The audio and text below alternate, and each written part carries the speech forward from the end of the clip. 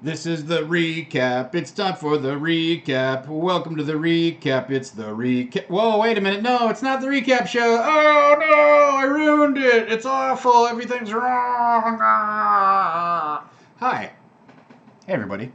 It's me, your friendly host, your dungeon bastard, Tom Lommel. Today, it is time for the prep show. We are going to be prepping a one off for this week. We have finished the Sunless Citadel, finished in as much as it's finished. We will be moving on to White Plume Mountain, that classic Dungeon of Despair, which is kind of a leap ahead in our activities in in the Tales from the Yawning Portal. I decided not to go directly into Forge of Fury.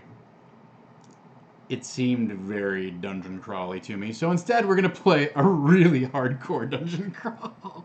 Hardcore in terms of like very traditional, not hardcore in terms of like Tomb of Horrors hardcore. So today's the prep show. We're sort of between sessions, or between events, between dungeons, as it were, between chapters in the book.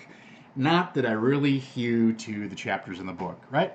But welcome everyone. Thanks for joining me. Today is our prep show. We're going to prep a one-off to fill the gap, especially since both Amy and Eric are going to be gone this week. That means that Garav and let's see, who else is in that group? God, let me think. Who? There's Amy, there's Eric, there's Garav. Anyway, so we're of course it's Havana Mahoney. You're all over watching her stream right now. You're catching this on the VOD. I'm on to you people. I know how it is. That's what happens when we don't really coordinate our schedules. All right. So we are going to have a couple guests sitting in. Lizette is coming back. I don't know if you recall Lizette from her fill-in appearance as Usdrail several weeks ago, but she's coming back to sit in, and Jesse Hendricks, who sat in on the RPG Explorer Society of Everyone is John, is coming back tomorrow night. So we're gonna have some fun guests. I want to make sure that I mention it in case I forget it, but both Lizette and Jesse are not necessarily hardcore 5th edition D&D players. I don't think we're going to present them with anything that'll be a huge problem or a huge challenge, but that's one of the things we have to keep in mind when we're planning this interlude session and when we're planning this one-off is regardless of who's going to be at the table, you want to tailor the experience to the players, but especially when you've got people who are newbies to the system, you don't want to throw like a huge, mega complicated, super tactical combat at them, right? No. So, so we're going to keep that in mind as we're putting together today's one shot.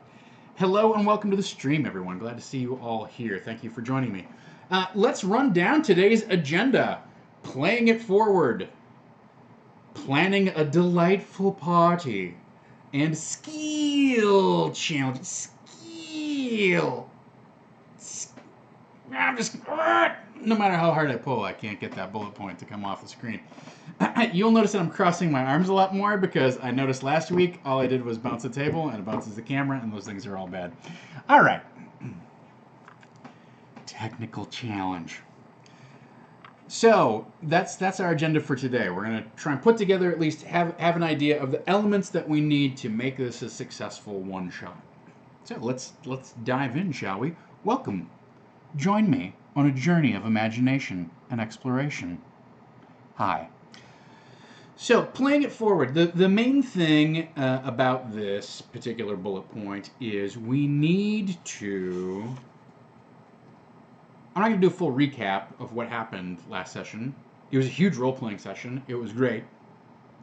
I really had a gripping, compelling time. I don't necessarily want to say that I had fun, because there were some very very somber moments that occurred last week.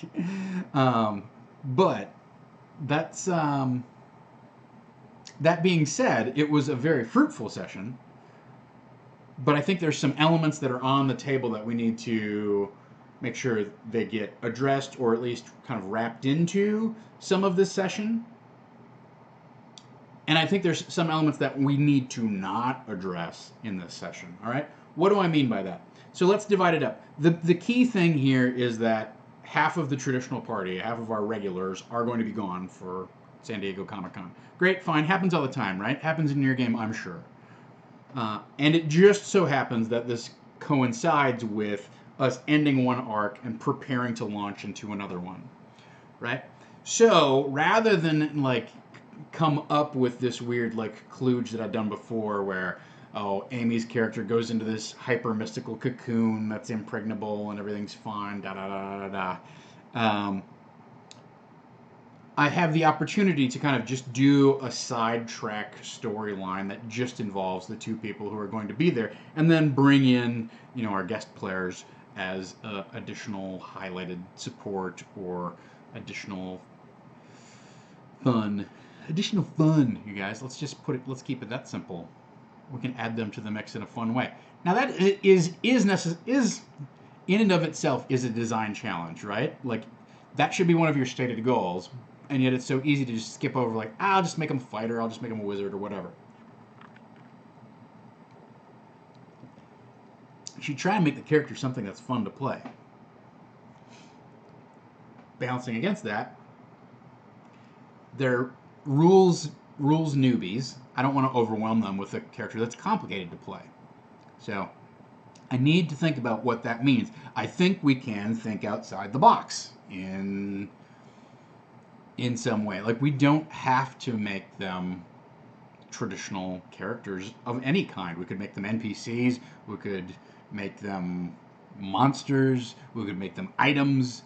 Like, you could really go some interesting places if you're like, what would be fun to play? How about a magical mechanical owl that has achieved some sort of sentience? That sounds fun, cool. It's a one-shot. Who cares? You can throw that thing away. So keep that in mind in terms of planning your one shot. If you're going to have guest players in, not only do you have to go like, okay, what's everybody's play style and what are they clued in on, but how do I throw this person who's only in the game for one night? How do I throw them something that's meaty, fun, enjoyable, interacts well with the other players, etc. Right?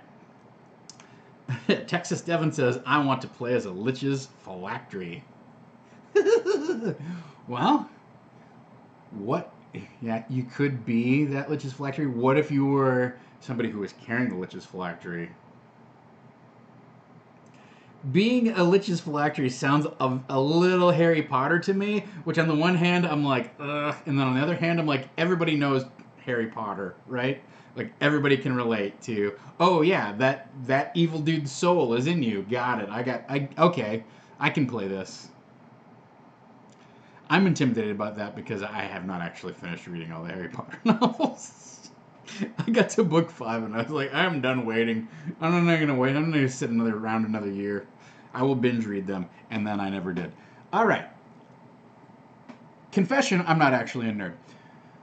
So, playing it forward, let's try to get back on topic.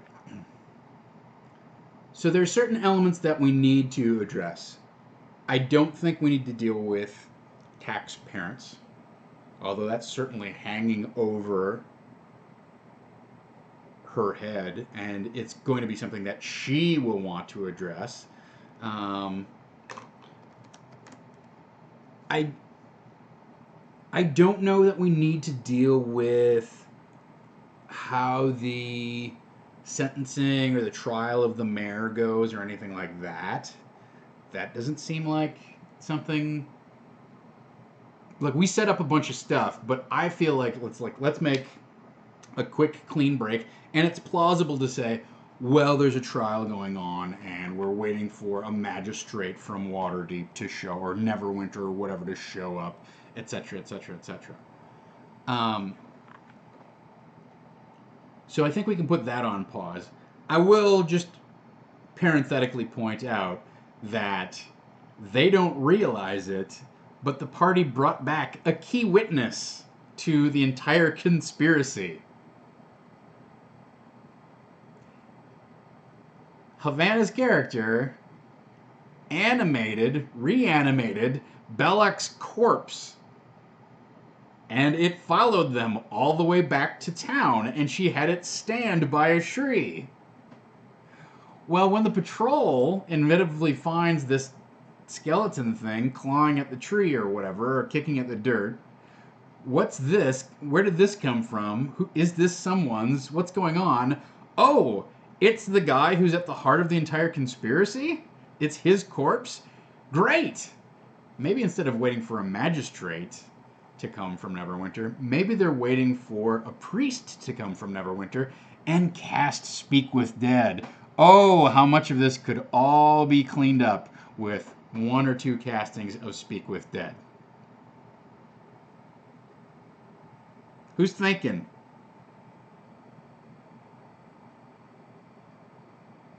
So it occurred to me. I don't know. Remember, like last week during the recap show, I was like, oh, well, all of this, you can get Belloq to confess his role in the whole thing. Clears up the whole deal.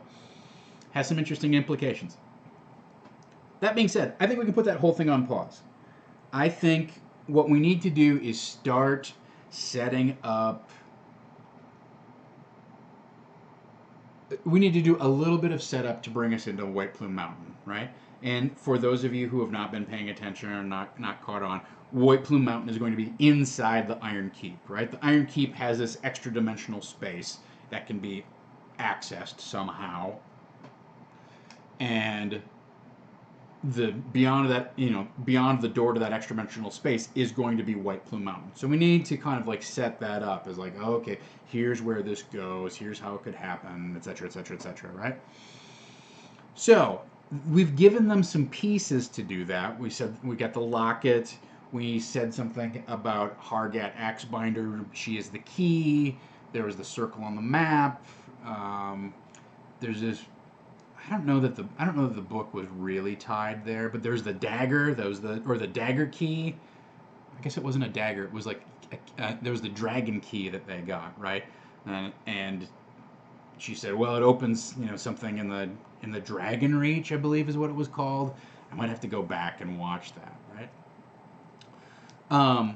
But we've given them a few pieces. What we haven't given them is like a straight connect the dots, put it all together.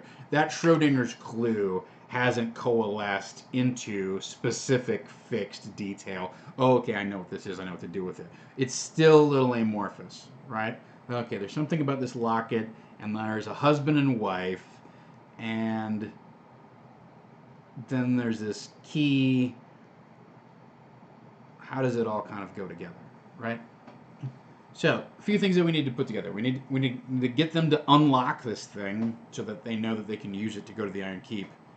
I think we also, in some way, shape, or form, want to connect to this to the idea that if they go far enough into the dungeon, they can find the ritual or the magic item that turns Dell back into a person, that releases her from the book. So maybe it's something to do with like, okay, we take the book and the key and the locket and take them to Neverwinter, and we have a consultation with a sage or something like that. Those are the key elements that, no pun intended. Those are the main elements that I think we need to pay forward. I think there's also an excuse there with Thawne's bow being damaged, that you go, okay, well, this is an heirloom. It needs to be fixed. It was whacked pretty heavily, and it's going to eventually crack or shatter if you don't have it fixed. And the only person you trust is somebody who's a Boyer or a Fletcher in Neverwinter. You need to go to that big of a town to find somebody with enough expertise to make that happen, right? So that's a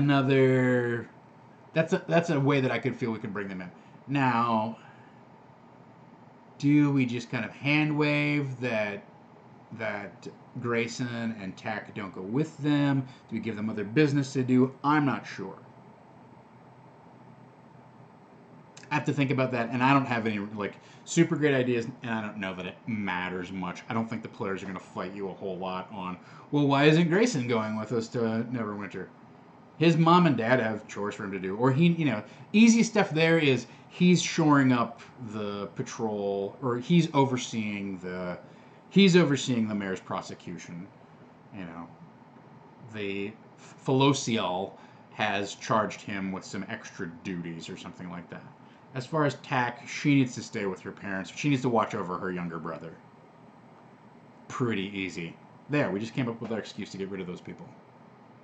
Get rid of? That doesn't sound right. So those are our elements playing it forward. Those are the things that I need. I'm going to write it down here so that when I start thinking about it, we've got the dragon key. We've got the locket. We've got the story of Hargat.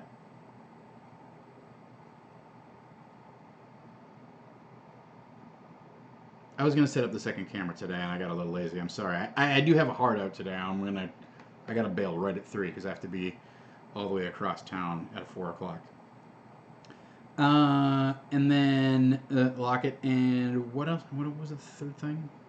Maybe the book. The Book of Birds. Maybe. I don't know. I don't know that Tack would let them take that with, right? And then finally, we need to go fix the bow. All right. So let's just talk. Our next bullet point is planning a delightful party, and that is a little enigmatic, right? So here's the thing. I did some looking around last night for stuff.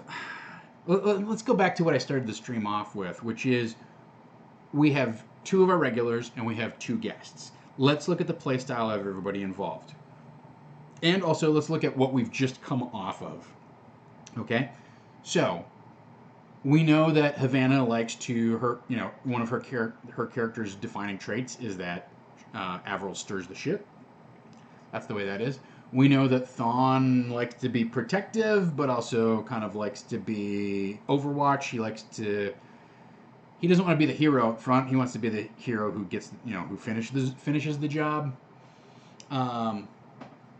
And then we've got 2 players who are relatively new, who are both, fun, interesting personalities, improvisers, etc., who probably want to have strong role-playing hooks, big opportunities to do things that are interesting, untraditional, etc. Unconventional, non-traditional, whatever. So with that in mind, and then coming off of the last 2 sessions. Last session, a lot of RP, but a lot of heavy RP. And as Havana herself called out in the session, my character wasn't really tied to any of these things, so I didn't have a whole lot to contribute. Okay. Noted. And I've said this before, I feel like I've said this before, but if I haven't, you're about to hear it for the first time. And if I have, I'm going to reiterate. Your main job as the DM is to pay attention. That's really your biggest job. Pay attention to what the players say, what they're doing, what they're responding to. And then reincorporate, remix, reflect, feed that back to them, and hopefully you just keep building the ball of twine. You just keep you keep paying out twine. I don't know what the metaphor is here, but the idea being that they keep feeding you stuff, you keep feeding it back to them, and together you're sort of climbing Quest Mountain together, right? You're building something that you're mutually excited about. But also that means editing out the stuff, or paying attention to the things that are like, oh, this is getting in the way of our fun. So when a player says, well, my character isn't really invested in any of these quest lines, red flag. And I don't mean that in a mean way. I mean like, okay, oh, guess what? I will be taking a note. And I don't think she said it in a way like, I didn't have fun or it wasn't enjoyable or whatever. It's just like, it was just a statement of fact. She doesn't have a lot of skin in those particular things. It was, admittedly, very tack heavy, and there was some grace and stuff in there, and some Thawne stuff in there. Okay. Let's see if we can fix that. I'm not like, oh no, dive. It's not that. But pay attention. That's your job. Okay. I see what's happening here. Great. Well, let's see if we can fix it. So, BSB Care makes an excellent point that Grav wants Thawne to be Hawkeye. I don't think that's necessarily wrong. So, in which case, that would be like, let's make a few more notes. What if we could find some cool arrows? Why not do some like one-shotty treasure of like, that's a cool arrow, right? So that's noted. James V says, I kind of thought you were going to tie Belloc in as related to her or some evidence to relate him to her parents being missing. Yeah, so I don't know if you were in the VOD or, you know, you might have gotten dropped from the stream when she talked about this, but like I brought up, like, how do you feel as a player about Avril being an orphan and her missing parents and stuff like that? And she was like, I don't care. Like, I don't want to find them. They left me. I'm not interested in who they are. Like, I'm a person, like, one of her defining traits is that she's her own person. That, you know, one of Avril's defining traits is that Avril is doing just fine on her own without her parents, wherever they are, whatever they did, whatever they, you know. So I did plenty of kind of like, let's feel around the edges. What if her parents like were to resurface either as villains or victims or heroes or whatever, da da da da. So and she was like, I don't care about them. I don't want. So yeah, it's an interesting. It's surprising because, as I said before, as a DM, whoa, that's exactly what I want. Like, that's a great hook. Then her parents show up. Ha ha ha. No, she doesn't want them to show up. It dilutes her character concept if she has to like fight with who her parents turned out to be. Okay, noted. So yeah, I felt the same way. I had that same inclination. You know, the DM radar sense is certainly in sync on that point. But I was like, nope, left turn. That's fine. It kind of worked out that, like, you know, Belloc did this weird bird-songy whistle. He should have done it more often. That kind of got lost, but it was fine. All right. All right. So, with all of this in mind, that being said, we've had a very heavy role-playing session. We've had a very heavy combat session. We've got a couple guest players coming up. I'm thinking to myself, I looked for adventures last night where I'm like, I want to do something more whimsically inclined, right? Something a little bit maybe goofy, gives players a chance to do some play acting, to kind of make things their own, take it in their own direction, start some trouble, get into some trouble, get out of some trouble, that sort of thing. I looked on DM's Guild. There's not a lot of adventures like that.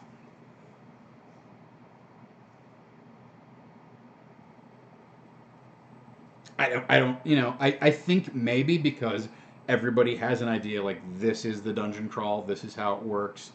This is, you know, like these are the elements. This is what we spoon feed the masses to have a great session. This is the easiest thing that players, you know, DMs can relate to and plug in, and it'll be happy for their players of whatever it is, right? Which is fine. Like, I get that, but I was looking for something different, and I looked around on DM's Guild as much as I could. I didn't really find it. There was one adventure that was featured in Dragon Magazine called Banquet of the Damned, but it looked like it was set in a small village, and I just wasn't sure. It also seemed kind of heavy murder mystery, and it also seemed a little bit like something that we sort of a spin-off on what we had just been through, where there's like a demon and there's food, and yeah, not my thing. Also, I'm a little concerned about pulling something off of DM's Guild and being able to finish it in a single session. I do not want this session to run over into 2 sessions. No, thank you. So it needs to be something relatively self-contained with some room to like expand or condense, expand or contract, depending upon how we're doing in the evening. So inevitably, I decided to just sort of run with my own concept, which is loosely sketched out as follows. The players go to Neverwinter, meet up with a couple of sorority sisters or friends, you know, friends from Bard College of Averils. And they're sort of tasked with, like, why don't you find out more about this locket? Why don't you find out more about Hargit Axebinder or whoever? Okay. They go, they consult the sage. He happens to say, oh, I've seen one of these. In fact, I've seen the mate to this. This is the one that has, so I'll have to go back and look up his name. Her husband's locket is actually up for auction or is going to be given away at this fundraiser party, this highfalutin, high snootin' tootin' type of masquerade ball that is happening at this noble's estate. It's invitation only. You can go try to win it, you know, essentially by, you know, if you either enter a raffle or enter a series of skill challenges, you earn points towards getting your pick of the prize pool. And one of the prizes is this locket. That means I also have to kind of come up with some other prizes. Maybe one of the prizes could be a cool arrow.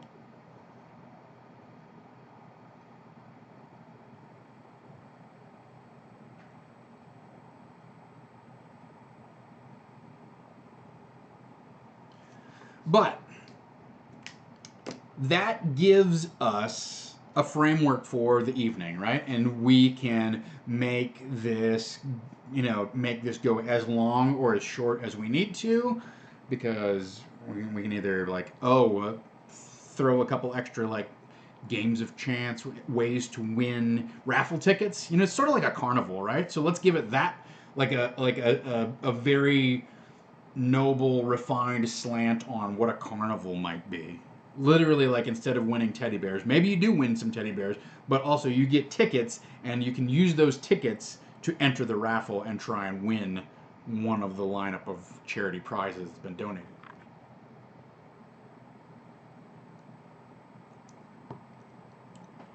Now, I personally really love this idea for a festive atmosphere.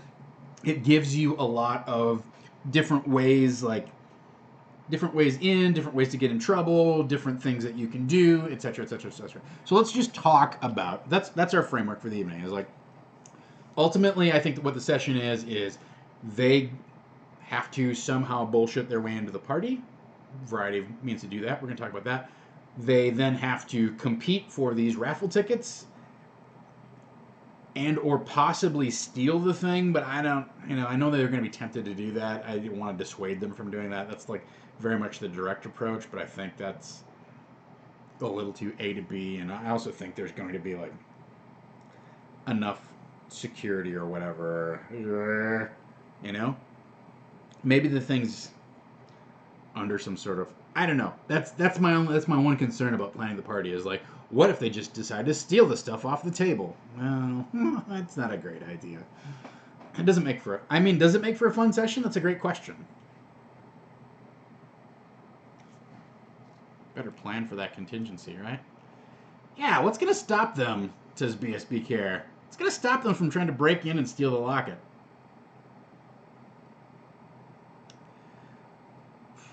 You know, so one of the things is what if what if the sage is that they consult is lawful good and they know like, oh, if this thing goes missing, I think my doorbell's about to ring. If this thing goes missing, he's going to turn us in. We were asking about that. So, yeah. That's a great question. Why not just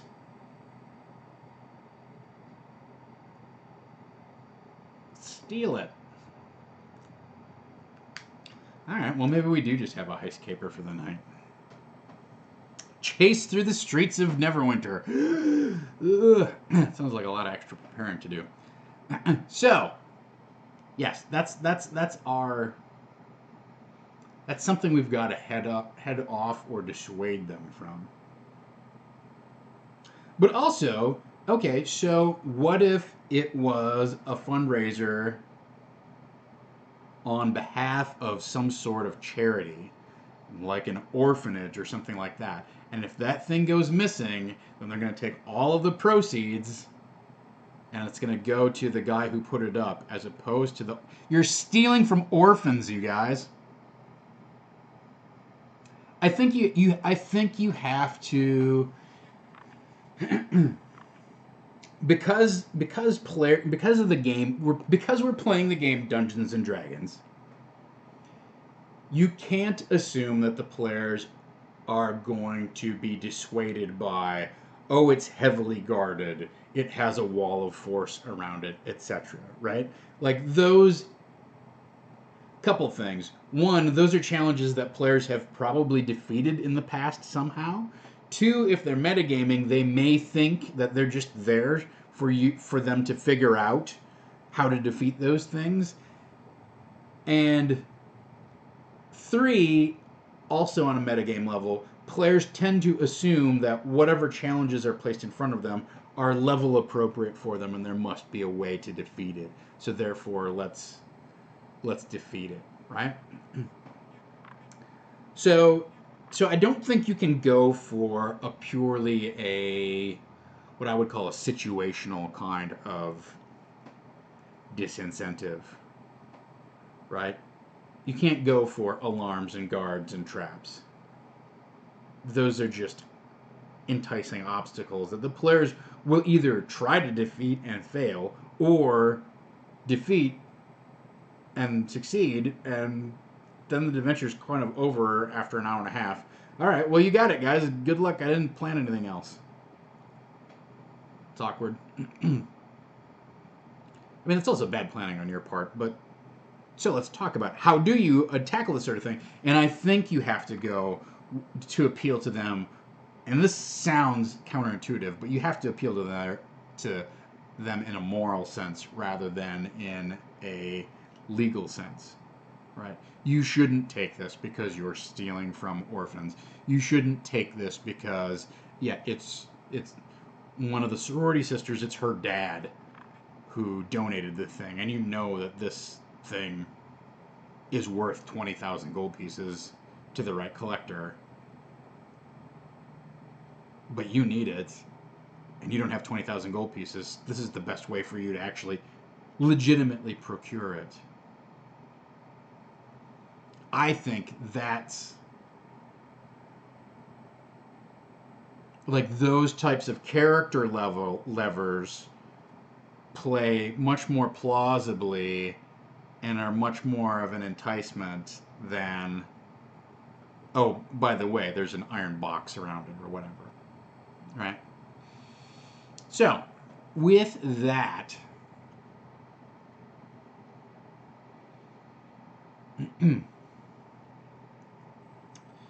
BSB Care says, "What if the sorority sisters already tried to steal it? Got a couple friends killed, and they suggest the oblique approach of going after the raffle." Yeah. And James V says, the moral compass might kick in if we make it an orphan charity. So, I like that idea. All right, so let's talk about planning a delightful party. What is involved in this sort of thing? So, number one, I love the idea that it's a masquerade ball. That maybe it has some sort of theme, like it's got, beasts of the jungle type of theme, and you can have people dressed up in tiger masks and as apes and monkeys and elephants and rhinos and hippos and all that kind of fun stuff. Like, you could have fun costumes. So you could have that could be fun. So I like the idea that that's that. I think maybe we make a handout, some sort of invitation. Players love handouts, dude. If you can get to a place where, all right, I'm going to throw a handout together, like, that gives them a framework to, okay, I know what the style of the party is. Maybe you put the entertainment on there. They could try and pretend to be the entertainers. They could just try to be servants, like slip over the wall and become part of the wait staff, etc., right? Or you could do a mix of those things. But I think so part of it is getting in. I don't want that to be a very complicated piece of the evening, because we've already got some setup, some introductions, travel to Neverwinter, meet my sorority sisters, go to the Sage. Now we've got to get into the party. That's a lot. Maybe, in fact, the way to circumvent a lot of this is the Sage says, well, normally you couldn't get in, but as it happens, so-and-so, or whatever, Lord Bucklethwaite is a personal friend of mine. I'll get you an invite. Or one of the sorority sisters is, oh my God, that's my uncle. I can get us into this party. Something along those lines. So I may dispense with that whole, like, how do you get in thing altogether. Just because, we've only got 3 hours. I don't want to... That's a fun bit for the players to play, but I think there's more interaction, role-playing opportunities once you're inside the party than there is the whole stealth of, like, do we get in or not.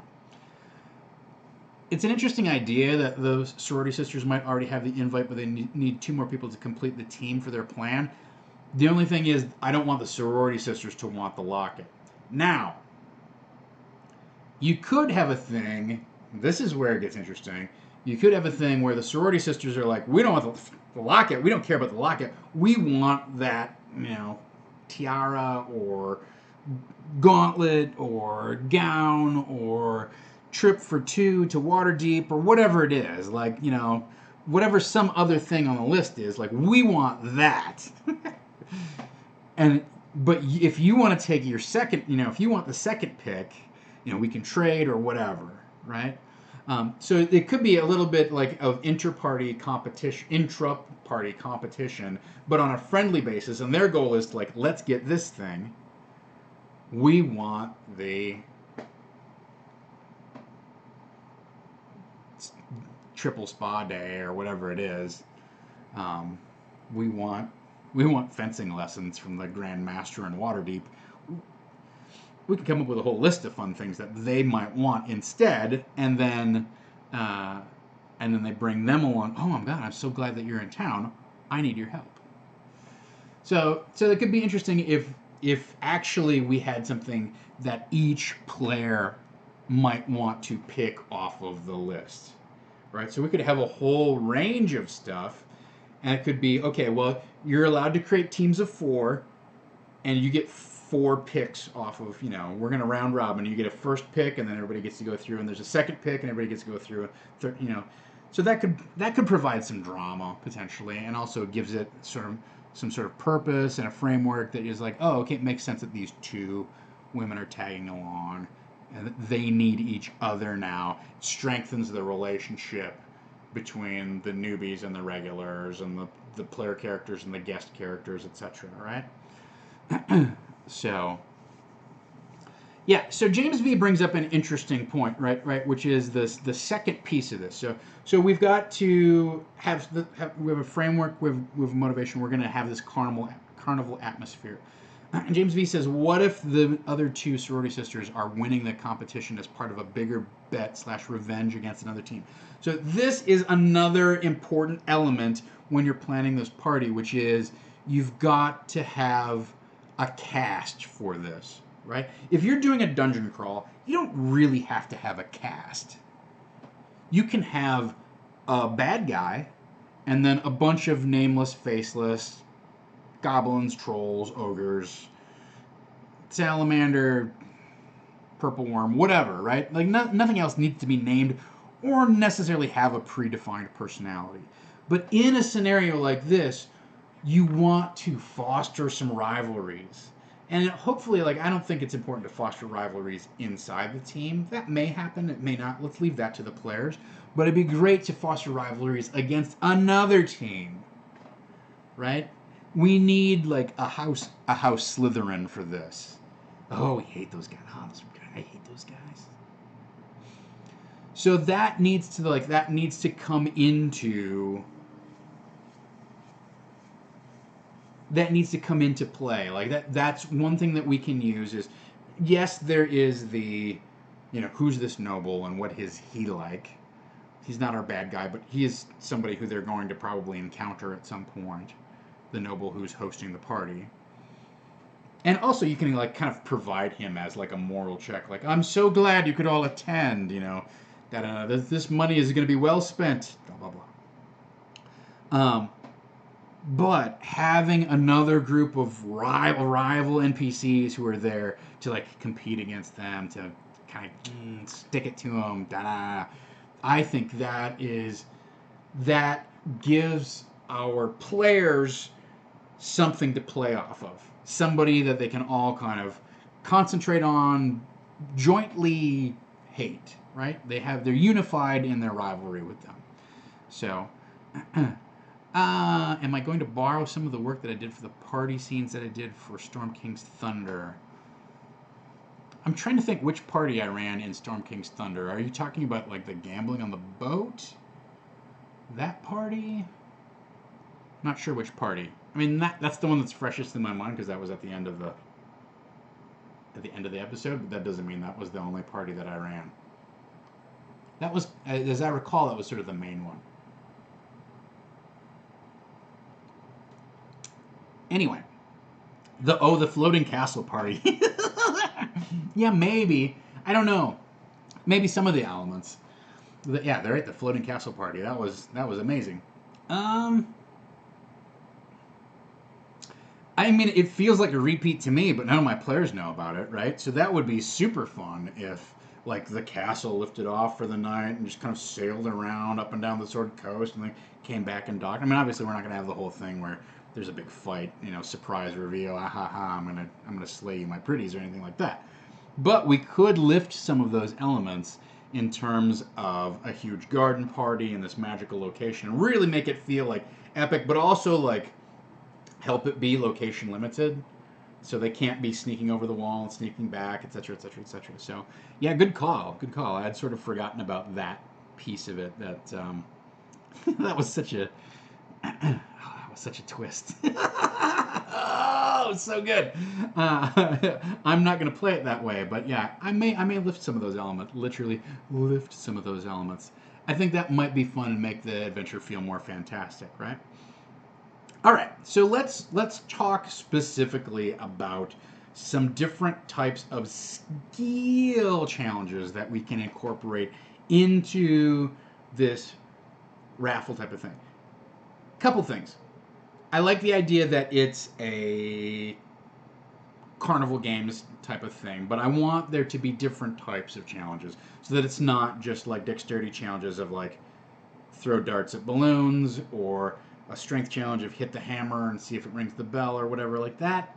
I think it needs to be a little more complicated, that allows more people to participate somehow.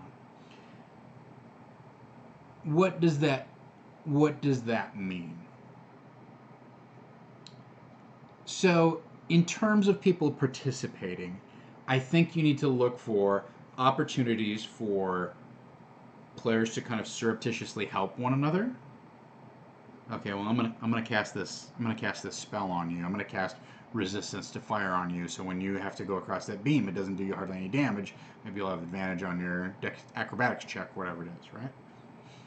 You know, cross the flaming wall. Okay, well that sounds epic and cool and fun. Oh, and also I'm gonna cast resist fire on you. So who gives a crap? So that's one thing. Also, opportunities for the players to sabotage the rival team, right? So it could be getting them drunk, distracting them, maybe using like mage hand to surreptitiously kind of like interfere. I don't know how much overt interference you're going to be allowed within the bounds of this game, right?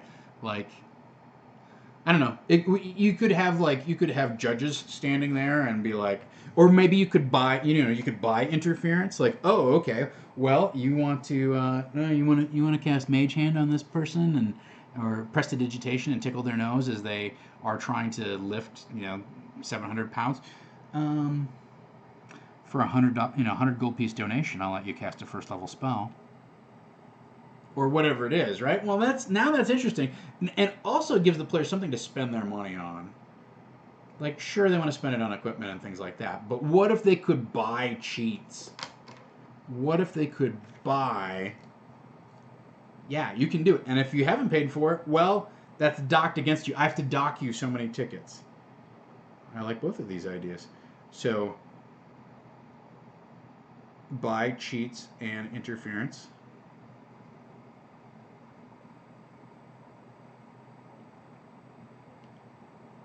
Get caught,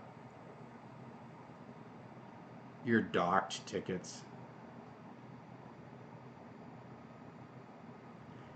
I think too that this might be an area where we could have chat potentially like give the players a little lift where they could buy them.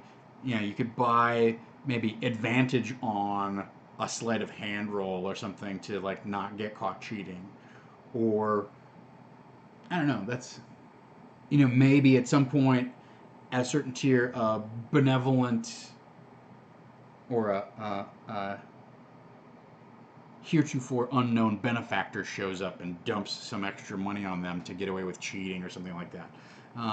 Chat could buy them extra tickets, or yeah, as James V points out, something like I think chat could probably in this particular case there's a way to kind of like sway the goalposts a little bit more than necessarily doing stuff with combat and rerolls and all that kind of stuff, right? I think there's some opportunities to maybe lower the DC on some of the games, or help or hinder some of the rival teams, etc., or just help the party. Like, there might be a get out of jail card that they could play. Like, you caught me this time. I don't have to be docked any tickets. So that could be interesting. I don't know. I have to think about that.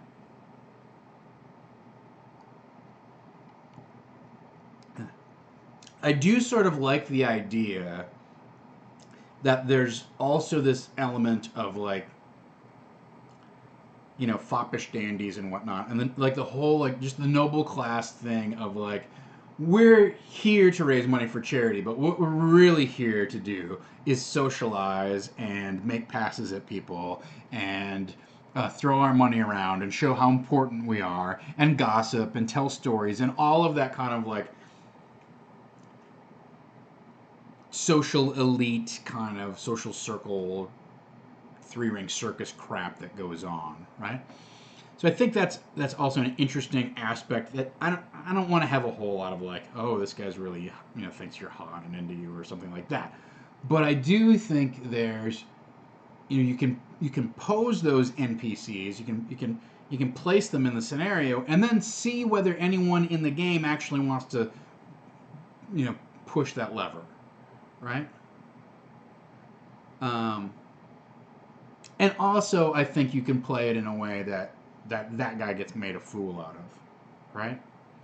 That he gets played.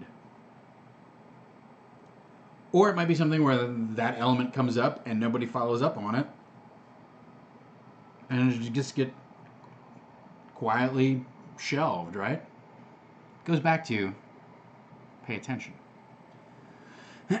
So, uh, James V says, "What if the party is being set up by the Neverwinter Thieves Guild? There's one nice thing for the year event. As their one nice thing for the year event." Not entirely sure. Are you saying that this is a like a Thieves Guild challenge? Like you have to complete this in order to get into the Thieves Guild, or as this is the Thieves Guild, like we do good stuff, people. Don't screw with us. Anybody who screws with us is a jerk. So the event is real. The orphans get the money, but half the party is full of rogues. A Thieves Guild benefit. Yeah, so that could be interesting. It could also just be the Thieves Guild, like their opportunity to show off, right? Like maybe this is one of those indoctrination rituals, right? In order to get into the Thieves Guild, you have to try and scam this charity event. And if you get caught cheating a bunch, then you're out of luck. You're not going to get in the guild.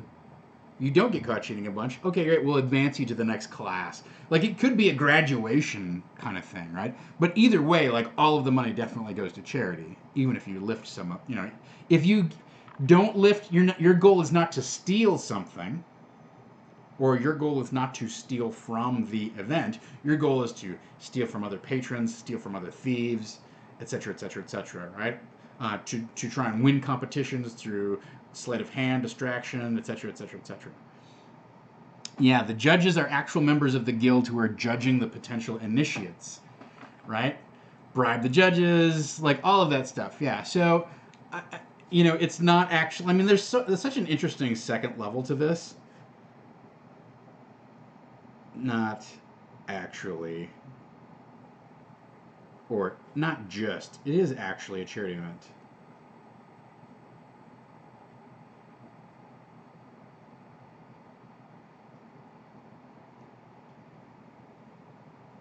It's a Thieves Guild graduation.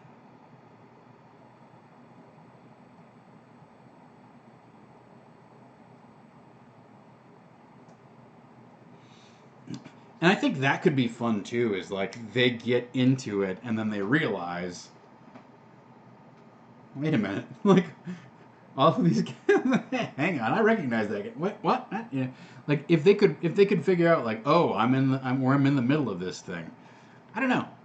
I feel like that's one of those things that maybe we need to know, and I don't know if the players do. So, uh, yeah, I like that idea a lot. So, in terms of skill challenges, I think we could have stuff like you could have some target shooting. I like the idea of like cross the flaming wall or something like that. I would like there to be a variety of things where there's maybe some riddles for them to solve, or um, like who can tell the best tall tale. You pick elements out of a hat, and you have to spontaneously like tell a tall tale or whatever. And you could do that as an actual in-character role-playing exercise, or we could do it like as a team exercise where each of them gets part of the story, and like whenever the judge rings the bell, the next person has to seamlessly pick up the story. That's a classic improv game, right? Yeah, so yeah, a Robin Hood archery challenge for Thawne. Yeah, definitely Thawne needs a moment of, like where he can basically use his like one cool thing, just like brrr, like all the balloons just destroyed, right? Something like that would be a super fun moment for him to shine, etc. So I think if we look at the skill challenges, number one, we can be inspired by what do they have at a carnival, but so many of those things are physical challenges, mostly dexterity based challenges, There's a guess your weight thing, which whatever. Like I don't see how that's a compelling scenario at all. There certainly is like who can lift the most. Um, but that's really just rolling dice, and also nobody in this group. I mean, we could make somebody who's strong. I guess we could make a character who's strong. I think you also like have to like we've settled on this idea that they're sorority sisters, but it could be a sorority sister and her intelligent parrot or whatever, right? Like we can think outside the box for that second character, or it could be her owl familiar, or like that's one way where okay, if it's an owl familiar, well, and now it can fly, you can go up and spy on stuff. It's like there's a lot of interesting things that you could do. You could even make it an imp or a sprite. You could do like a warlock character with a sprite familiar, can turn invisible and stuff. Like that would be interesting and compelling too.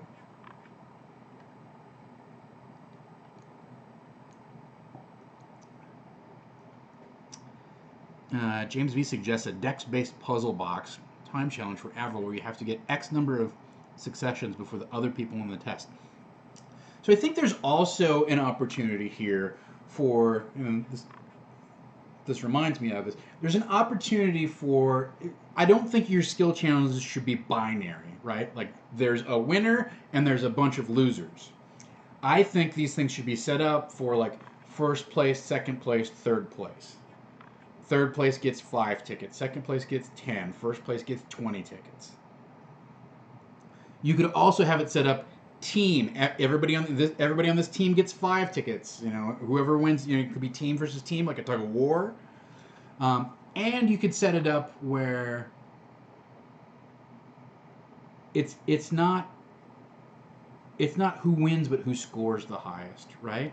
So then now all of a sudden you can have the players like fall into like everybody who's competing fall into a spectrum of results. So whoever gets the top result, I got a 22, great. Who got second place? I got a 19, great. Who got third place? I got a 16, okay. 15, da da da. So some of those wins could be players, but some of them could be NPCs, so it could sort of be interspersed in there, right? So I think you want to look at having different ways of winning or different ways of scoring points. Like to me, God, I'm very tempted to just go to. I don't think I can get it delivered fast enough to go to just like go to Staples or something like that and just get tickets. Like get a roll of those tickets and be like, okay, you won 5, you won 2. How many do you have? How many do you have? It'd be a fun prop. I don't know if it's necessary, but you don't have to get yourself locked into the idea. And we kind of like do get ourselves locked into the idea of like, oh, there's a winner and everybody else loses. No, like let's reward degrees of success, and that way everybody feels like, oh well, at least I got a couple tickets out of it, even if they didn't do great or the dice were against them. Well, I got 5th place. It's 2 tickets. I got something. So that's something I would encourage you to like when you're putting together this type of event. That's a carnival style atmosphere where they're going to compete against each other. Don't have it just be winner take all scenarios.